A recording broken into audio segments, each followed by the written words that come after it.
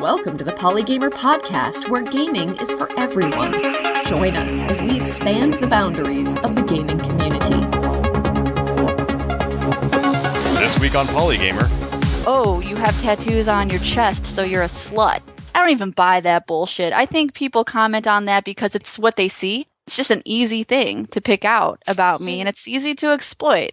But I don't buy those. I don't buy those comments at all. I think they're garbage. That's Sarah Wilson, aka PushingUpRoses, an accomplished YouTube video producer and Let's Player. You'll be hearing more from her later in this episode, but first, some updates on issues of equality and diversity in gaming from your host, Ken Gagney. Thank you to everybody who provided feedback on our latest episode with Mr. Dwayne DeFore. I'm not surprised to hear he was well received because he totally rocked the house at the PAX East 2014 panel, Sex, Sexy, and Sexism, Fixing Gender Inequality in Gaming, which was our first opportunity to collaborate, and I was happy to have him on the show to continue that discussion. We did get some questions regarding some clarification of the terms used in that episode, and perhaps we probably should have taken a step back.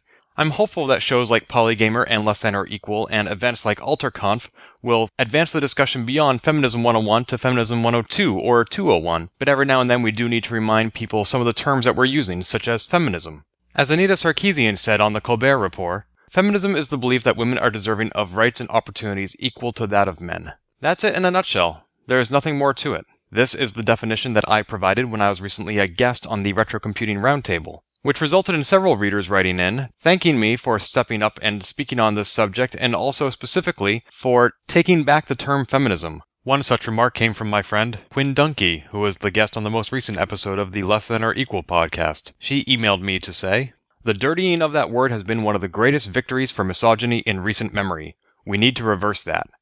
Believe me, I'm trying, and several people I've spoken with, if not outright confused by the term, admit that it is at least being misperceived by the general public.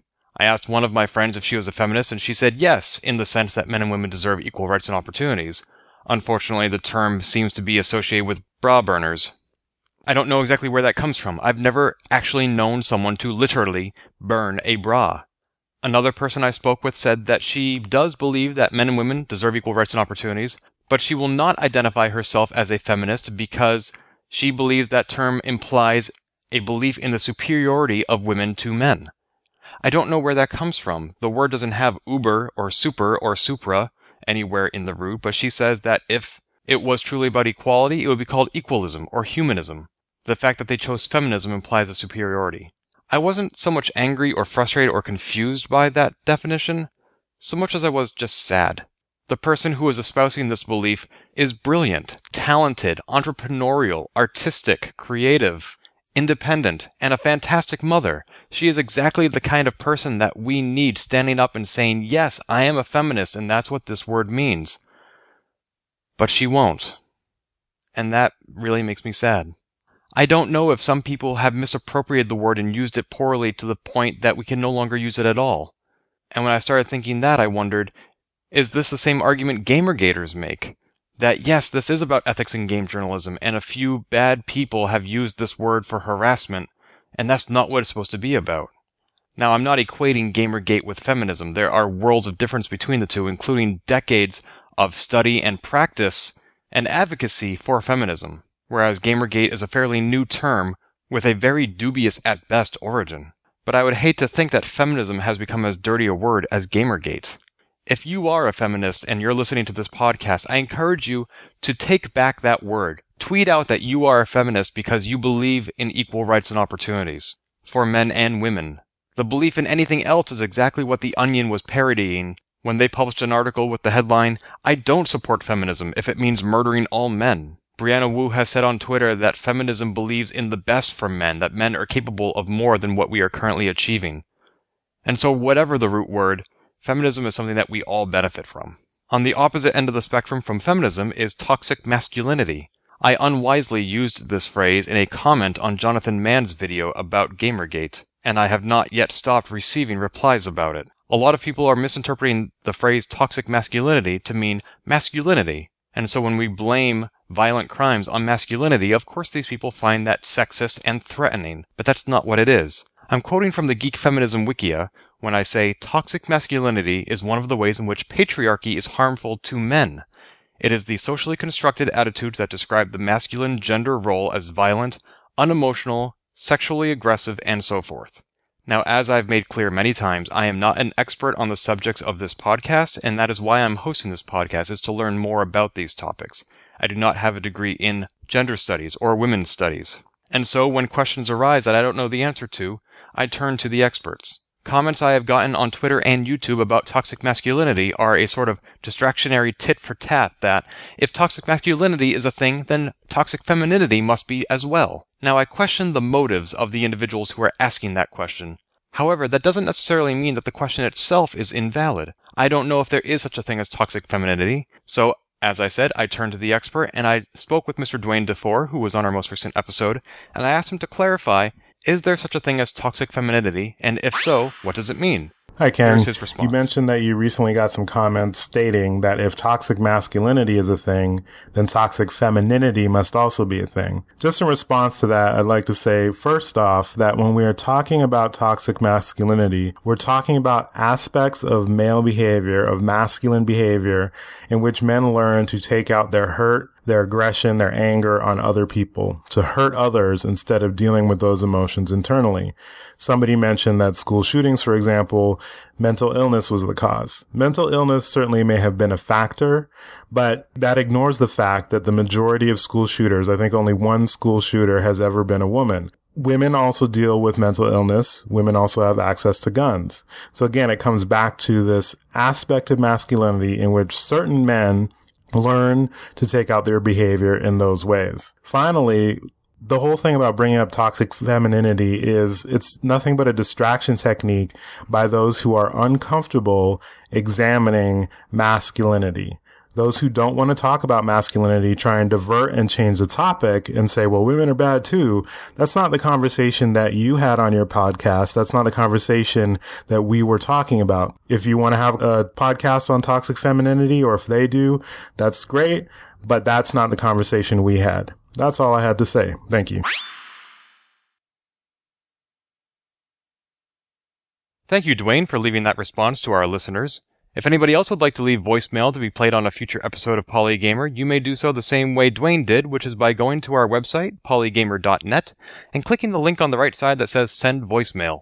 This feature uses the inbuilt mic on your laptop or desktop to record up to 90 seconds of audio, and you'll have the opportunity to review and replay it and re-record it if you like before submitting it. So with last week's show out of the way, let's look ahead to this week's. This week we have the honor of having on the show Miss Sarah Wilson, who is also better known on Twitter and YouTube and Patreon as PushingUpRoses. I was first drawn to her YouTube channel as a fellow Let's Player, but she does do many more kinds of videos. She is a full-fledged video producer.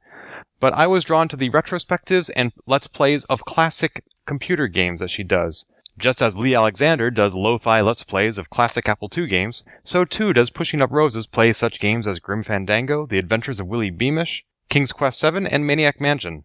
Now, having never owned a DOS or Windows machine of my own, I haven't played most of these games, but I have played the PC ports, and I was reading all the gaming magazines when these games were new. And so it's really exciting to see somebody so talented as this playing the games that I've previously only ever heard of, despite them being decades old. Sarah also has a unique look where she often appears in front of the camera on her videos, where it's hard to ignore her variety of extremely talented body modifications, including tattoos. I was very keen to interview this Chicago-based artist, however, I felt that I might not be the best person to do so. On Polygamer number 8, when I interviewed Mr. Chris Barney, we joked that we were two straight white cisgendered males talking about equality and diversity. Now, I do think that all voices, both mainstream and marginalized, need to be a part of the discussion in advancing issues of equality and diversity, and I'm not going to discriminate against somebody because they are the same demographic as me. However, that is not the voice that always needs to be heard on this show. I don't necessarily need to be the one who is always asking the questions. I've started this show to learn more about walks of life other than my own. And what better way to do that than by shutting up and listening? That's what I try to do every week by asking the questions. And it's what I'm going to do even better this week by not even doing that and listening to two voices speak about a subject of interest to me. So this week I'm introducing a guest interviewer. That's Miss Khadeja Merenkov. She is an alumna of Polygamer, having been on episode number 5 when we spoke about cultural gatekeepers and white privilege. I've since had the honor of getting to know her better, and I now count her among my friends, and when I saw that she was a Facebook fan of PushingUpRoses, I asked her if she would like to return to Polygamer as a guest interviewer. She graciously agreed, reached out to Pushing Up Roses and set up the following interview that you are about to hear. So I hope you enjoy this abundance of voices on Polygamer. I'll be back as your interviewer next week. In the meantime, please feel free to leave a review of our show on iTunes, Stitcher, or TuneIn, or send feedback by sending voicemail at polygamer.net, or email me directly at feedback@polygamer.net. Thank you very, very much for talking to us today. Yeah, no problem. I'm glad to have you here. So, first of all, I'm going to ask you, why did you go into video production and how? If you could give us a little rundown.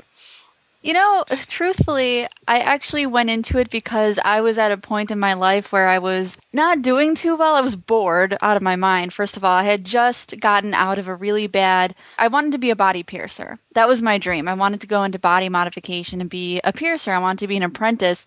And the apprenticeship went so horribly bad that it went so horribly bad. And it was just not an industry that I wanted to be a part of. And maybe that was just my specific, apprenticeship. I'm sure there's been great ones, but mine didn't go so well. And so I had went back to school, but I was kind of bored with school too. I was just kind of going through the motions. And then I saw people doing, video game content and videos, and I'm like, well, I can do that. I'm the type of person who sees somebody else doing something, and I'm like, well, I want to do it too. And so I'll just put all of myself into learning how to do it. And it's been one of the most fulfilling things to learn how to do. I actually went to school, but before my horrific, body modification mishap, I went to school for fiction writing. And I'd never really used any of those skills. And so I use them in my videos now, and it's great. I love writing. I love comedy writing. I love serious writing. And so it's been great, and it's kept me very occupied. Can you tell us a little bit more about how that writing skill works with video? Because, of course, we think about writing, of course, with words, and video is so visual. So how do you translate those skills? Sometimes I don't even know how I do it. Oh, that's okay.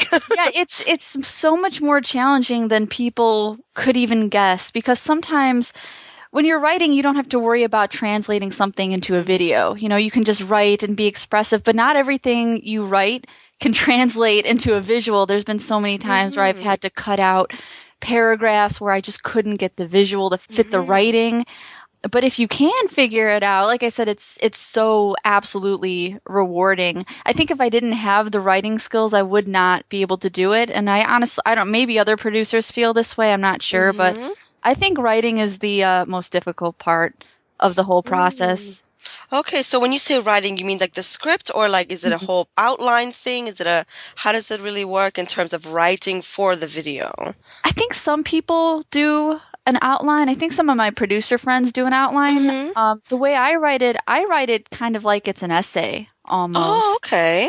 Yeah, I'm such a dork. Like, I really liked essay writing when I was in college. I'm like, yay, essays! Can't wait to do that. And so I write my scripts like I write an essay. Like, I start with a hook, I give reasons, and then I go down and I start with a conclusion. And that's how I've always done it. All right. Well, I think I can actually see that, seeing some of the Let's Plays you've done. There is structure, and I can see what you mean. Actually, speaking about Let's Plays, that's how you started, but can you talk to us about the different types of videos that you've been making, and maybe talk to us a bit about how writing helps with those different types of videos? Yeah, definitely. Well, I did start out with Let's Plays, and those are, sometimes those are more nerve-wracking than actually writing the video, because with the Let's Plays, you always have to think about something to say. You have to kind of be more of yourself. When you're doing a video review, you can be yourself, but you can kind of exaggerate it a little bit, because you're kind of writing for yourself. You're writing a character. You're writing for content. The Let's Plays are so off the cuff that it's like, I gotta be funny, like right now I have to say something important. It's kind of like improv versus a comedy, like a play or something, right? Yeah, I see what you mean. And do you feel like these different types of videos show off different aspects of yourself or different skills you have? Oh yeah, definitely. I think somebody actually gave me a really nice compliment about the Let's Plays the other day. Not to toot my own horn, but I think it describes it well. And they say that I just am. It's like you're having a discussion with a friend over a game. That's kind of how I've done the Let's Plays. And with the reviews, that's when I can really think about jokes I want to put in there. The Let's Plays, I'll watch my own Let's Plays sometimes because I have to edit them, so I watch them anyway. And like 3 hours later, I'll think of a joke that would be perfect for the Let's Plays, and then I'll use it for a review instead. So actually, the Let's Plays, just even doing them, that I feel like that helps the writing. I feel like that helps the writing of the review because you can think of things after that you didn't get to use, you really wanted to, and then I use them later. Wow, that's so interesting. I guess it's an inspiration in the action. That's very cool. And so I've heard you talk about Let's Plays and reviews. Can you talk to us about retrospectives, what they are, maybe for some people who don't know what you've been up to? Sure. I've actually just recently started doing a few retrospectives. I started with The Sims. One of my friends got me hooked on The Sims, which is unfortunate because it takes up all my time like every day. But I didn't want to do just a video on The Sims because it's such a vast series. So I wanted to do what I refer to as a retrospective, which is more of an historical account of things past. So I started with The Sims 1 and went through all The Sims.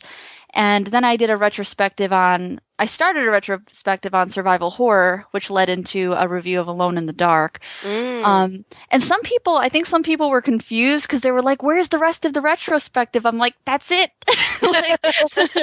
That's what it is.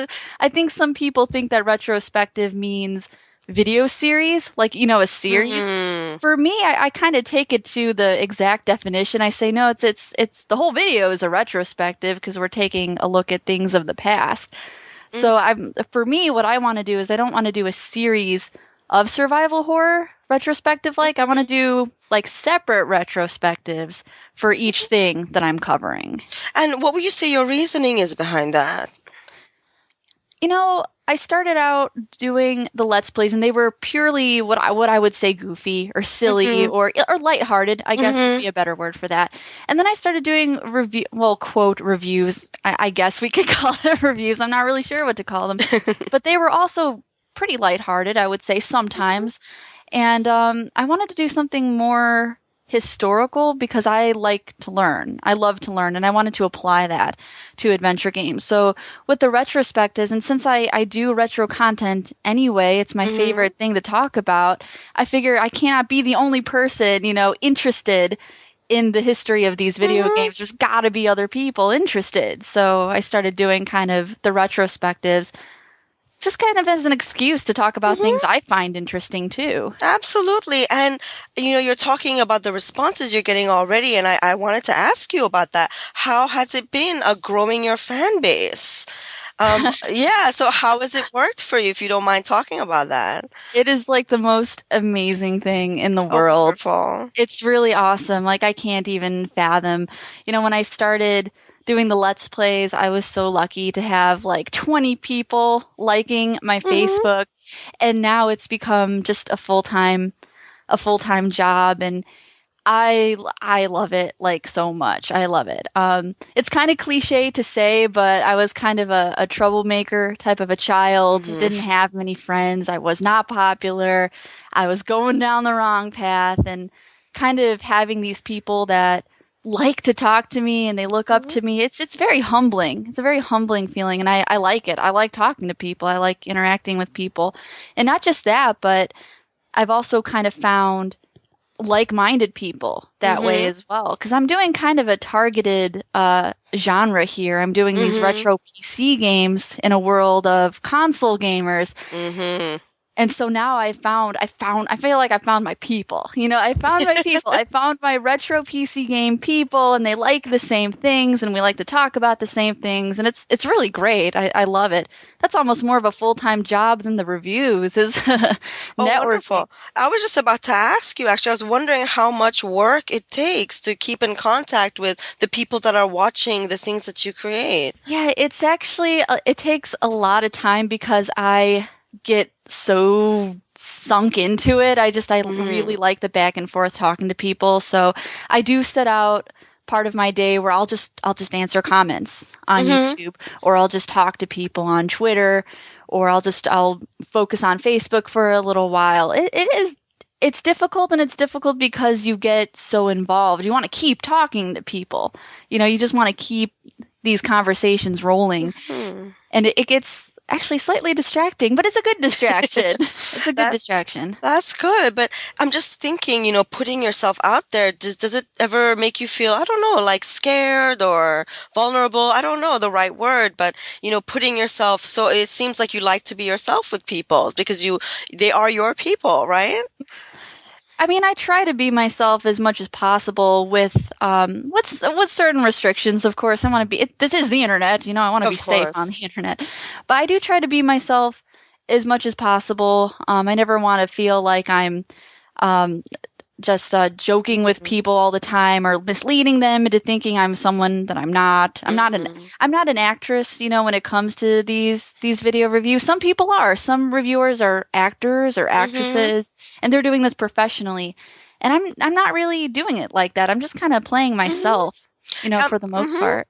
I'm like thinking about, someone very popular, like the Angry Video Game Nerd, how he has this very specific character, and he lets people know through his own videos that, he is another person, Yeah. And I'm just wondering how much of that is applicable to you. Do you feel, I mean, I know you're saying that you try to be yourself, especially, I was thinking in comments and things like that, but do you think in your videos you do put on a part even in a slight way? I would say so, yeah. Mm-hmm. I would definitely say it's kind of almost an extension or an exaggeration of myself, possibly even a character that I would more like to be like. When I'm on camera, I'm a very confident person. I like talking to the camera. I know everything I'm about to say. I'm very knowledgeable, and that's not always the case in real life. I'm just a person, Of course. So you're saying you're like a more prepared version of yourself. Yes. Maybe. Yeah, I see. And how does that feel? Like, does it feel like, that it's hard to keep up off screen? It is a little bit difficult. It's a little bit like, I have to think about that. It is difficult. I do find myself feeling sometimes anxious, sometimes overwhelmed by the amount of stuff I have to do. It's sometimes it's hard to keep yourself in check.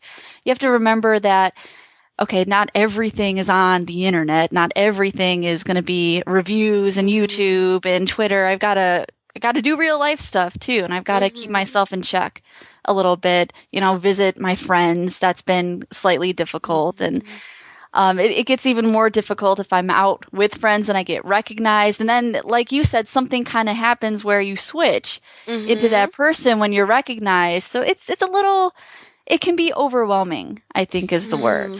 How do you, what steps do you take to sort of take care of yourself in that, in this kind of situation? Usually what I'll do is I am known for taking very long steps back, in which I'll go on Twitter and be like, guys, I need a break from the internet. I'm still here. I'm going to be gone for a week. Here's a video. In the meantime, enjoy. Okay. Yeah. And what is that? How does that help you to take that step back?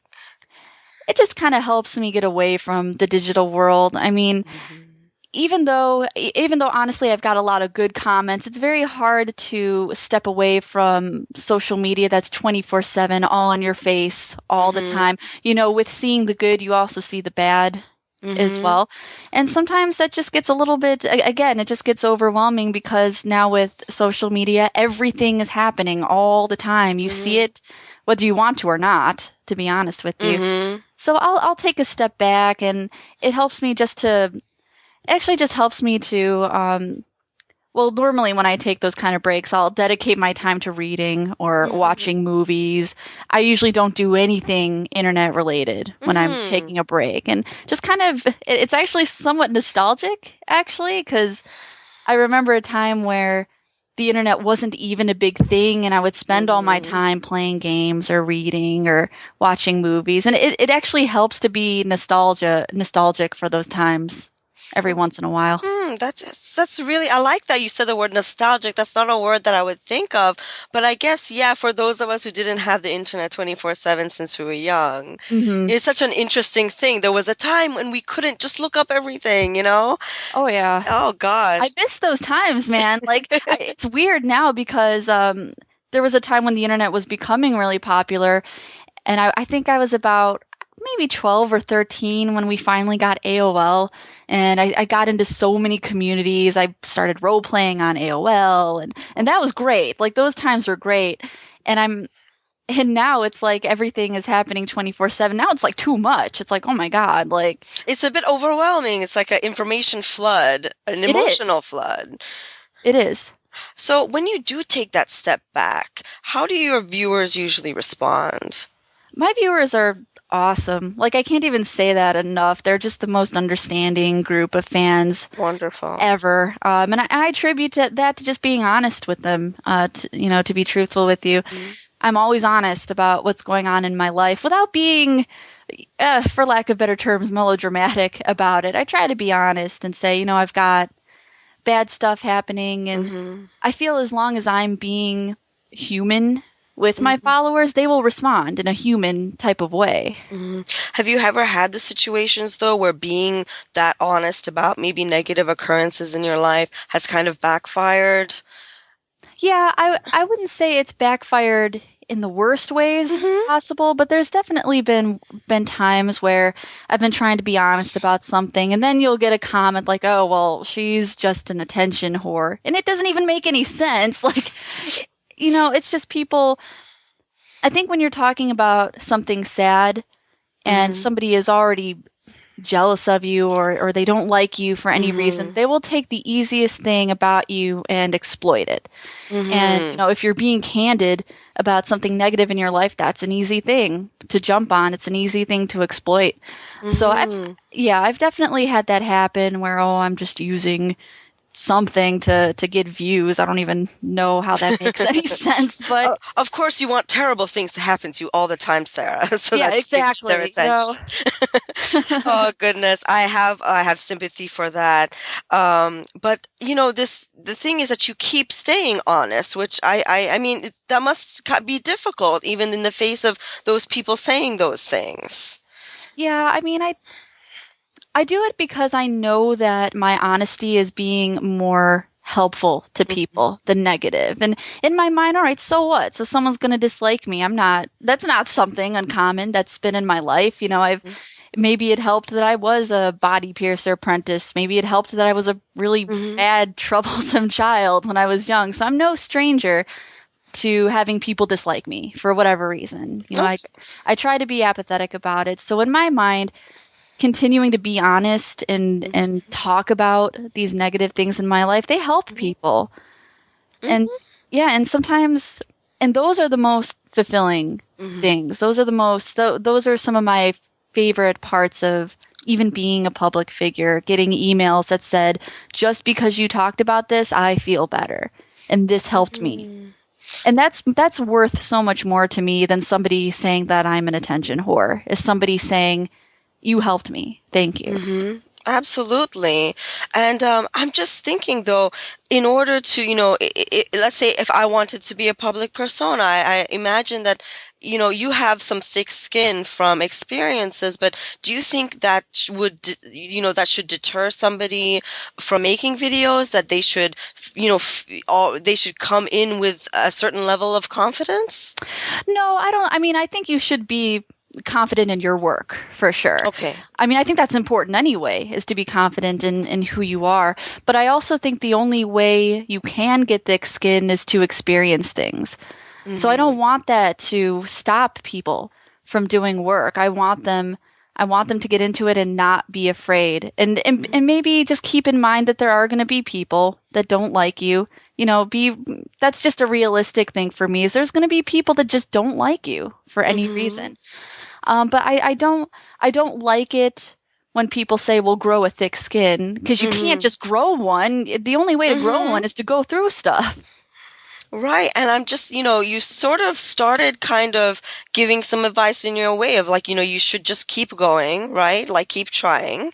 And do you have any other advice for people who are interested in making videos? Other than a lot of practice. Okay. I think the best way to start doing this kind of stuff is to find a community, find something you're really passionate about, and then go for it. I think some people try to talk about things because they see other people talking about it. Mm-hmm. But I think it's more important to talk about something that you are particularly interested in. Like, it doesn't matter if it's not the most popular thing. Mm-hmm. Like, for example, if you want to talk about knitting, you should talk about it because that's what you know the most, and it's going to be engaging since you already know things about it. Don't try to talk about video games if that's not your thing, you know? Just Okay. choose something that you really, really like, and people will see that passion and they'll like it too. I hope. It's hard. The internet is big and vast, though it's really hard, but Right, and I'm thinking, along all this, you have to have sort of listening to what you're saying, an appreciation of what to say to yourself, I know this, yeah. And I'm thinking, you came in, you love video games and you love retro games. And I think that it obviously shows your fan base is growing and growing. And it's amazing. It is rough because I know some people think that, well, I can't talk about this because it won't get any views. Mm-hmm. But I don't think that's true. I find that I have found something that's a little bit more obscure and I was really dedicated to it and people did find me because I think there's something for everyone out there. It doesn't matter if I'm not getting 1 billion hits a month because I've got this group of people who really appreciate, what I do. I guess, I'm just thinking that I guess people just have different goals. Your goal is to be part of something that is less material, let's say. Yes. Whereas somebody else might be interested in the views and maybe in the money-making aspects. That's true. That is true. Mm-hmm. And I'm just thinking that it's great to see the passion for what you're doing. And one thing that we've already kind of touched on is body modification. I know that you're not an apprentice, but I have seen, that is something that you do talk about, in and out of videos. So how have people responded to your love of body modification?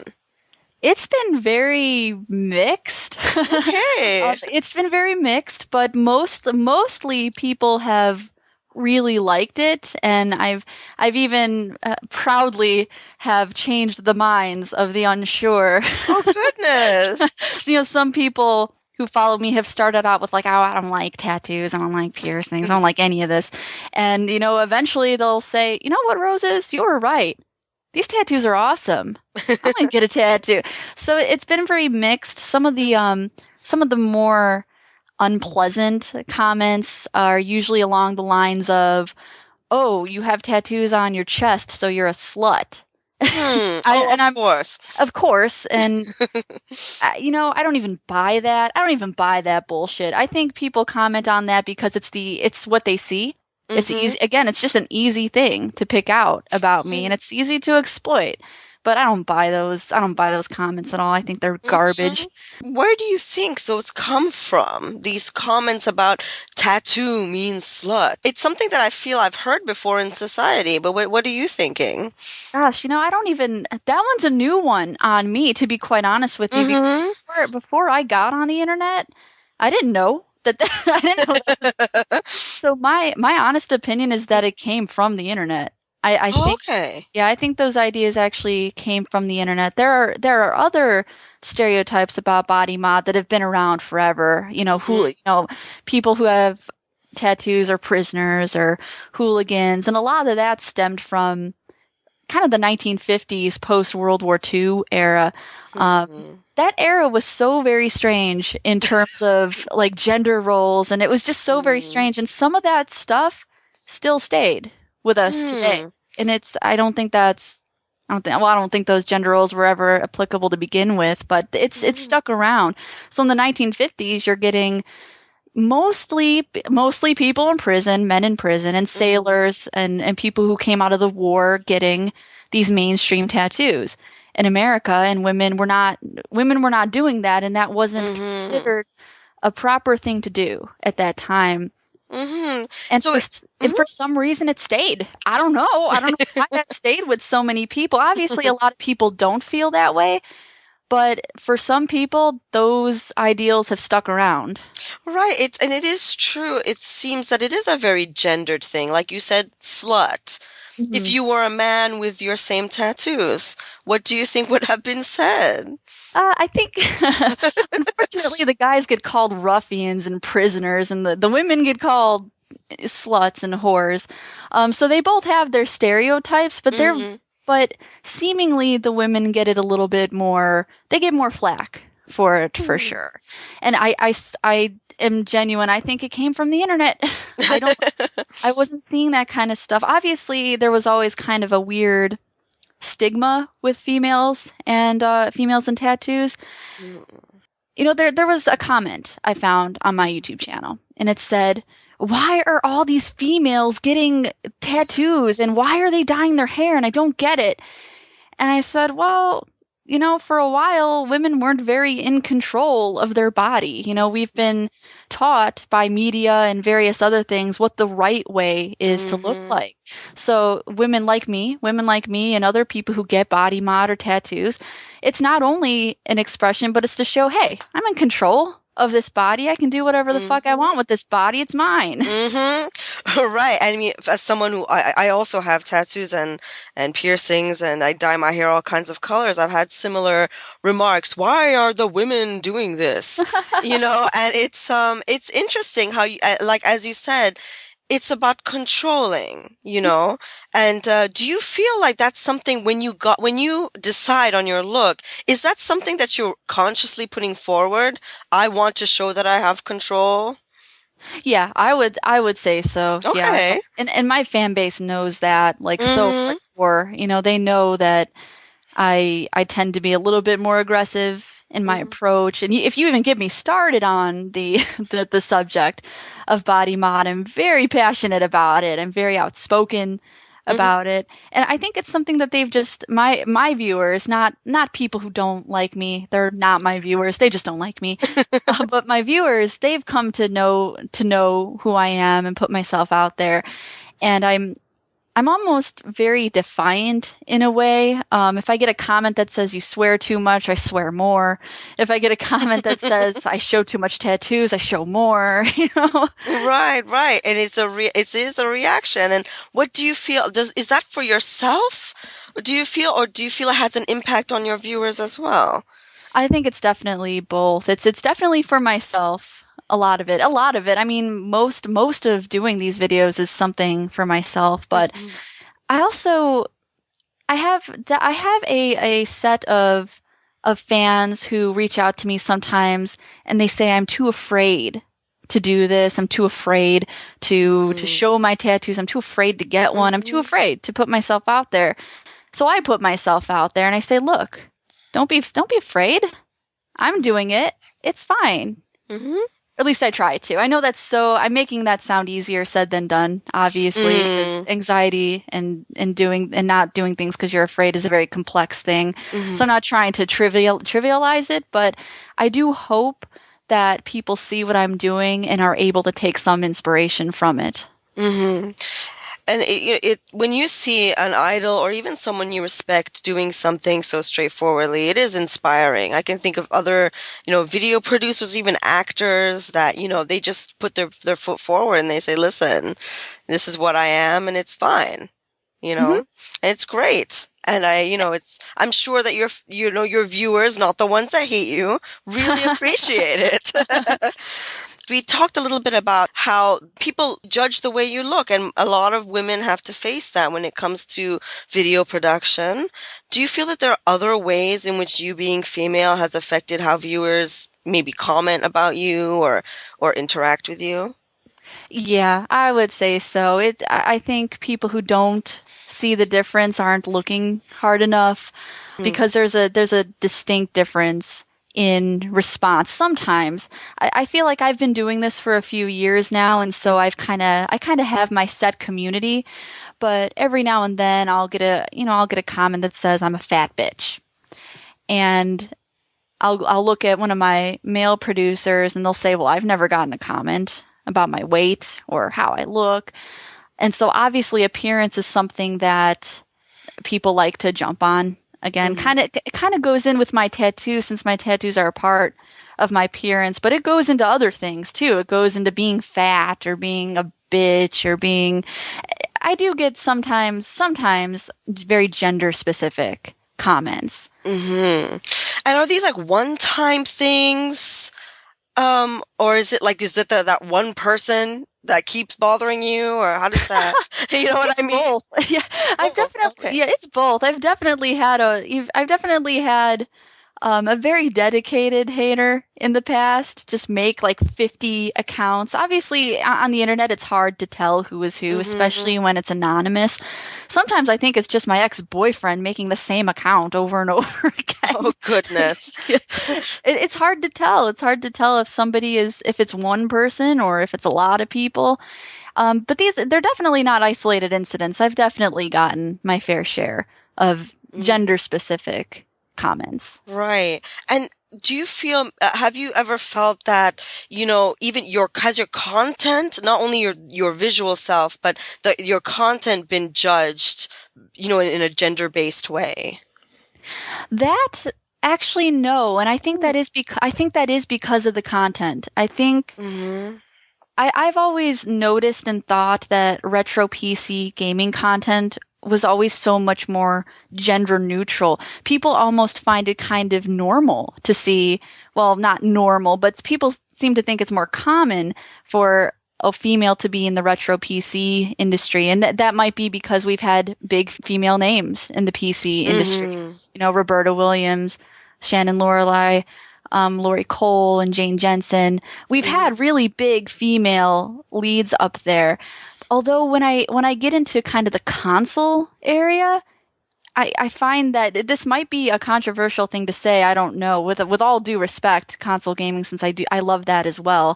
I find that there's somewhat of a disconnect. I've always felt a little bit more unwelcome in kind of the console community, and I've always felt a lot more welcome in the PC gaming community. I see. That's a really interesting perspective. And I'm just wondering now, talking about this sort of isolation aspect, in one group or another, are there, across, video producer groups, have you felt alone in different ways, maybe in terms of things other than content? I would say I felt slightly outcasted. Yeah. And sometimes that's due to gender. Sometimes it's due to we're all really awkward and really like shy people. Sometimes we just don't want to talk to each other because we don't know what to say to each other. But I've sometimes felt alone just due to the fact that there are not many other female producers that are doing the same thing I am. So a lot of my friends are guys, and to be quite honest with you, that gets a little old over time. I would love to meet more female producers out there if there were in fact more. So I felt, a little outcasted. And there's been times where producers have flat out told me I can't talk to you because of your gender because I don't want to get shit. And that's been difficult. What shit are they going to get? My guess is, without them really, really knowing anything about my content or myself, I guess that they're afraid to affiliate with a female because they assume that I already get all of this shit all the time. I see. And they don't want that to leak onto them. I see. I understand. So sometimes producers are afraid to affiliate with me. Sometimes. It's not all the time, and I don't think it's out of malicious intent or anything like that. It's mostly out of fear because nobody wants to get shit on the internet. It's it's hard to deal with sometimes, but in turn that's kind of hard for me to deal with because I want to make friends. I want to talk to people. Do you feel that all producers have that kind of mindset of wanting community, or do you feel that there are some, or maybe that there is more of a competitive air? I do feel kind of the competitive side of this every now and then. Yeah. I have gotten to the habit of only keeping really close friends who are producers that are like-minded, because as much as I kind of am disappointed to say this, the producer community is like anything else. It's like any school. It's like any business. People find their cliques and they kind of stick with that. And that's not to say that people who do that are mean or cruel. It's just that's just kind of happens. You find your clique, you find your group of people, and you just kind of stick with that. And sometimes it's really hard to kind of befriend people they already have their friends. So it's very difficult sometimes to network because I guess, a lot of producers like me can be sometimes socially awkward, shy. It's really interesting the amount of producers who are really over the top on camera who are very, very shy in real life. Oh, wow. Yeah, I guess if, viewers don't really get to see that. But do you feel that, the friendships that you have with the producers who you are friends with, have they been rewarding to you in this video making career? Or is it more of like a personal sort of benefit or a personal reward, or is something that you do more off screen? I think it's been both, but for the most part, it's been more beneficial just to me as a person. It's always beneficial to network and collab, but that's never really been my thing. I'm kind of a loner in that respect. So I keep my friendships kind of off screen, with the exception of a few people. Lazy Game Reviews is one of my best friends, and that was the result of like-mindedness. Once again, we had the DOS stuff in common. So that's actually been beneficial as a producer and as a friendship thing, because we can work on the same content and not feel weird, about it, because we like the same things. Right. And have you ever, of course, I don't want you to name any names and get into any trouble here, but the opposite, have you ever felt like, that you've made an enemy, like that there are people out there who are trying to dissuade you from doing your best work, other producers? I have enemies, most likely. I'm an aggressive person, and I'm not gonna be friends with everyone. I'm gonna clash with some people. And there's been a few people who have tried to kind of knock me down a few pegs, even saying things like, you're only getting hits because you're a girl, and you're only popular because you're a girl. And this is coming from other producers. And like I said, I'm not going to name any names, but there have been people who've tried to knock me down a little bit, and fuck that. Like, seriously, like I'm not even going to deal with that. So I'd rather have an enemy than somebody try to knock me down. Right. So is your attitude towards them more of, retaliation in some way, or do you tend to just ignore them? The best retaliation to anybody who's knocked you down is to just keep going forward. I know that's cliche and people say it a lot, but it's also probably one of the more true points. So my best retaliation to anybody who doesn't like me all that much is to do really, really well and just be really, really happy with what I have. And I am. So it works out pretty well, I guess. Wonderful. My last question to you is, if there's someone, again, going back to someone wanting to be a video producer, and wanting to enter these different communities, probably more than one because things overlap, do you have any advice for them? I'm trying to think about how I got into this and what helped me the most. I think what helped me the most is to just really, really try to put yourself out there in the communities. Don't be afraid to talk to people. And you know what? If you're feeling saucy and you're feeling brave, maybe sometimes try to talk to a producer. Send them a link to your work on Twitter. I've had people do that to me, and the ones I really like, I'll give them exposure for that. The only way that you're going to get seen or heard is to put yourself out there and talk to other people. So you just can't be afraid to do that. You got to talk to other people, put yourself out there in the community and just be honest with people. And that's a cliche thing to say. It's just like, be yourself. But I find that it's a really important thing. Are there any specific, you said like tweeting at producers that you like and stuff like that, but are there any other ways or any other like sites you feel that are open to helping people make videos, or any other outlets that you know of? Actually, the site I'm on Retroware, we have a community dedicated to user videos. It's a user community, and every week we'll go through them and we'll pick the ones we like, and we'll actually put them on the site. We'll actually put them on the scroller over at Retroware. And so there's actually a big community there where people can, give constructive criticism. And it is constructive. We don't put up with, harassment or anything like that. But for people who want to get better, there is a user community there. And there's some other sites too. I might have to get back to you on that one if I can think of them. But I know that there are forums out there that are helpful for constructive criticism, and Retroware is one of them. We have the forums, we have that user community area, and we do look at them. We look at the videos and we'll feature one that we like. And how do you feel people been able to move on from there onto bigger and better things? Actually, yes. I'm happy to say that yes, it has, because if I wasn't able to say yes, that would sound really horrible.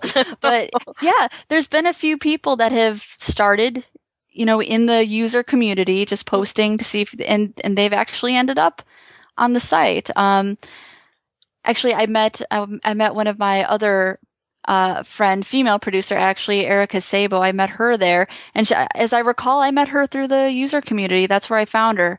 And even, I'm not part of that guy with the glasses anymore, but there's also forums, and not forum isn't the right word.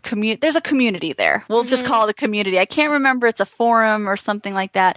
But there's a community there where you can post videos as well. And it is kind of a risk because, like I said, there's so much stuff on the internet. It's very hard to get noticed, and I know that. But I do think it helps to link your videos where you can. That is the end of the interview. I want to thank you so much for talking to me tonight. I really appreciate it. And I think we had an awesome conversation. I think people are going to learn a lot from you tonight. Yeah. I hope so. I didn't get too rambly about body modification, right? No, you did not actually. I feel like we could have a whole conversation about that on its own. Probably. If you ever have a dedicated body modification interview, I am the person to ask for that, because I'll talk about it for hours. That's wonderful. It's great to talk about what you love. That's like, I know I have a great time doing it. I'm not even a video producer. Exactly. Yeah, it's fun. All right. So thank you. Thank you again, Sarah. Really, I thank you so much. Oh, no problem. I enjoyed being here. Thank you for having me. I'm flattered. This has been Polygamer, a Gamebits production. Find more episodes, read our blog, or send feedback at polygamer.net.